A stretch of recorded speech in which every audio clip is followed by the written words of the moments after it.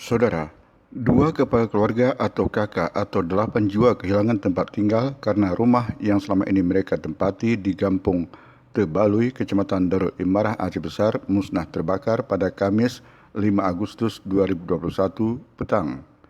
Musibah kebakaran meski tanpa korban jiwa manusia, namun menghanguskan 2 rumah permanen beserta semua isinya, sehingga mereka kini sudah ditampung sementara ke gedung serbaguna milik kampung setempat.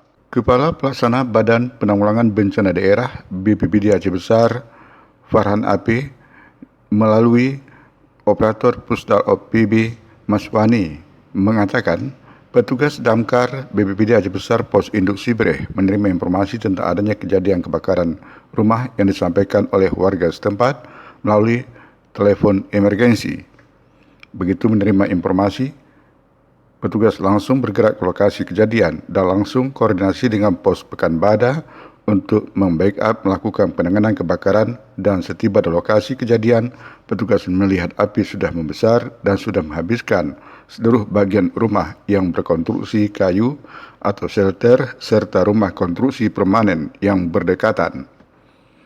Menurut Mas Wani, petugas selanjutnya langsung melakukan blokade api agar tidak merambat dan meluas ke bagian rumah warga sekitarnya.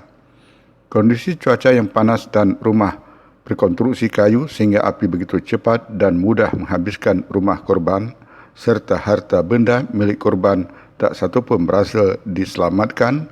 Sementara untuk penyebab kejadian kebakaran sudah dalam penanganan pihak berwajib.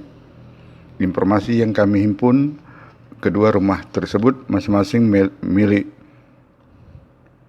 Rahmat 65 tahun, satu kepala keluarga 3 jiwa, jenis bangunan rumah konstruksi kayu atau shelter mengalami rusak berat, dan rumah milik Sulaiman umur 40 tahun, satu kepala keluarga atau 5 jiwa dengan jenis bangunan rumah konstruksi permanen mengalami rusak berat.